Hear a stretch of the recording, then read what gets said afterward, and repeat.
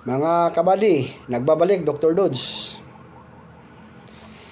Mga kabady, mayroong nagtatanong sa akin, yung classmate ko, no, tumawag sa akin kung ano daw ang dapat gawin doon sa isang baril na pagmamay-ari, no, ng kanyang tatay, no, kung saan ang kanyang tatay po ay pumanaw na, no. So ano daw ang dapat gawin doon sa baril na yon?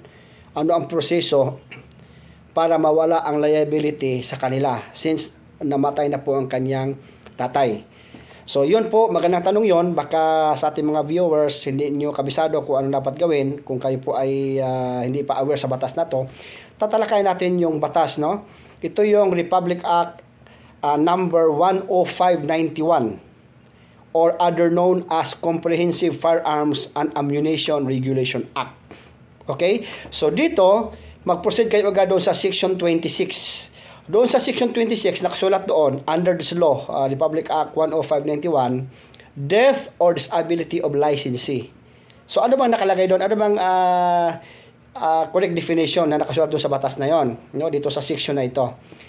Upon the death or legal disability of the holder of a firearm license, it shall be the duty of his or her next of kin, nearest relative, legal representative, or other person who shall knowingly came into possession of such firearm or ammunition to deliver the same to the Firearms and Explosive Office of the Philippine National Police or Regional or Police Regional Office, and such firearm or ammunition shall be retained by the police custodian pending the issuance of a license and its registration in accordance with this act. Take note, failure to deliver the firearm or ammunition within 6 months after the death or legal disability of the licensee shall render the possessor liable for illegal possession of firearm. Yan, ano ba nakasulat dito sa batas? At ano po ba ang nakalagay doon sa implementing rules and regulations sa nasabing batas? Dapat nating malaman ito, mga kabady, kasi baka hindi kayo aware, mayroon na pala kayong liability, no? Kasi wala na pong liability yung may-ari kasi pumanaw na siya or nagkaroon siya ng permanent disability. So, tatalakayin natin yun, no? Ipaliwanag natin ng isa-isa, no? Dito, nakalagay, no? Upon the death of the licensee, the privilege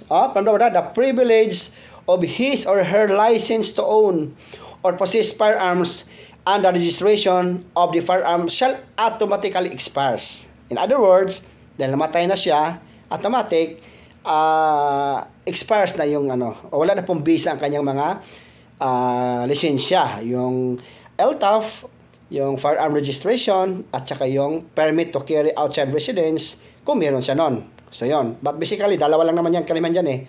Kasi hindi naman lahat nagpe-permit to carry. So itong LTAF at saka yung firearm registration. Okay. So sinabi dito, no, ituloy natin, no. When a licensed citizen with registered firearm dies or become legally disabled. Dalawa ha? Sa batas, dalawa ang tinutukoy dito. When a licensed citizen with registered firearm dies or become legally disabled, his or her next of kin, nearest relative, legal representative, or any other person who shall knowingly come into possession of the registered firearm shall cause the delivery of the same to the FEO or Police Regional Office or through the nearest police station which has jurisdiction over the licensee and or other registered firearms. So dito nabanggit sa batas na ito, no, kung ating Tagalogin, no, ayon sa provision ng batas, no, kapag namatay na daw yung may-ari ng baril ay automatiko na mawawala ang visa ng kanyang mga lisensya at rehistro ng kanyang baril. So alam naman natin, meron tayong tatlong lisensya o rehistro ng baril. Una, yung LTAF or License to Own and Possess Firearm. That's number 1. That is one requirement. Number 2, firearm registration. At number 3, kung meron siyang PTC4 or permit to carry outside residence. Okay? But basically, sinasabi ko kanina, dalawa lang talaga ang karamihan, no? Ang iba naman, hindi nagpi-permit to carry sa labas. So, karamihan, ang ginagamit nila, yung LTAF at firearm registration. So, ano daw ang gagawin, no? Kaakibat daw dito, magkakaroon tayo na may nabubuong obligasyon ang pinakamalapit na kamag-anak or kinatawan ng sinumang namamahala doon sa baril. Ibig sabihin, yung tatay mo patay na, alam mo na may baril siya, ikaw na yung nagkaroon ng obligasyon o na pamamahala doon sa baril. So, ano ang gagawin mo? Dapat mong isuko ito sa ating kapulisan. Sa loob daw, di ba? Sa loob ng 6 na buwan mula ng pagkamatay ng nagmamay-ari ng baril. Kung tatay mo yon, so yon, no? Ngayon, ang gagawin natin, pag ito hindi mo ginawa, no, within 6 months, ikaw raw ay makakasuhan ng illegal possession of firearm. Kasi meron ka ng knowledge na sa baril na yon. So, nandun sa position mo, sa pamangalaga mo, wala ka namang papel, hindi naman na-transfer sa'yo, you are now be liable for illegal possession of firearm under this law, Republic Act 10591. So ngayon, sa batas naman, nakalagay naman doon, knowingly. So alam mo, no? Pero paano sir kung hindi ko alam? Paano po kung hindi ko alam na may baril pala yung tatay ko? Nung pumanaw siya, na-discover namin siguro after 6 months, 1 year, ako po ba ay liable na? Hindi. Kasi nakalagay man knowingly. No? Within 6 months, mula nung namatay, knowingly, alam mo na meron siyang baril na maging responsibility mo na i-turn over sa PNP yan, liable ka doon ng illegal possession. Pero after 1 year, na-discover, tsaka mo nalaman yung baril, doon pa magbibilang ng 6 months. No? Doon pa magbibilang kasi hindi ka naman aware doon sa baril na yun kung saan nakalagay. Siguro naghalungkat ka ng mga cabinet dyan, no? Nakita mo, doon lang mag-uumpisa yon. In good faith po yan, ha? In good faith. So yun po. So ikaw po magiging liable doon sa baril na yon kung sakaling hindi mo i-turn over within 6 months. Kasi nakalagay man ito, knowingly, sabihin alam mo na may baril na naiwan. So yun po. So saan mo daw i-deliver ito? O saan mo daw ito turn over? O iso-surrender yung baril na naiwan ng inyong tatay na nagmamayari ng baril? I-turn over mo daw sa Firearms and Explosive Office or FEO sa Camp Crame or pwede rin sa Police Regional Offices or sa pinakamalapit na mga police station na nakakasakop doon sa tinitirhan mo. Now, ang tanong, hindi ba kami maging liable na mag-surrender doon? In possession ko yung baril, pero wala pa akong license? Baka naman hulihin ako doon, sir, at ikulong ako, din meron akong dinalang baril. Hindi po. Kasi napakaliwanag nga sa baril no? Napakaliwanag nga sa batas na meron kang legal responsibility pag namatay ang iyong o yung nagmamayari ng baril.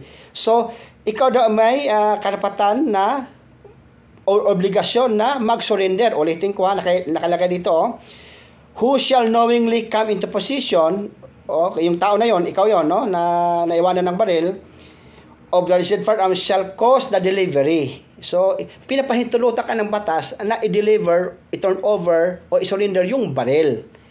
Kaya nga, kung mapansin mo ang batas, napakaganda kasi kung hindi mo i-turn over yon, within 6 months na alam mo na may baril na naiwan ng tatay mo at alam mo kung saan nakalagay, doon ka magkakaso ng illegal possession. Yan palang pagpapadala mo doon, pagdala mo pa lang doon, pagsusurrender, hindi po yun hindi ka po magkaroon ng liability doon. Kasi nga, in good faith ka alam mo naman ang baril ay nakakamatay. Kaya turn over mo sa police station for documentation and investigation. Ayun naman, hindi naman yun ikaw ay pagbibintangan kasi makikita naman yan. No? Ngayon, pag na-turn over yan sa PNP, titingnan kung meron pang siya, kung ito po ay registered firearm or hindi. Kung registered, ito po ba ay may mga penalty na dapat bayaran. So, hindi ko alam kung ang magbabayad ba dyan ay yung mga nearest kin or representative or legal representative kung sakaling patay na po yung may-ari ng baril. kung mayroon pang dapat bayaran. Kasi nakalagay naman sa batas, once napatay na yung may-ari or legally incapacitated or disabled, ay automatic magi-expire o mawalang saysay o wala na pong kaukulang ibig sabihin yung ano na yon, yung baril na yon ay wala na pong visa, yung mga lisensya niya ng baril. So ganun po yon.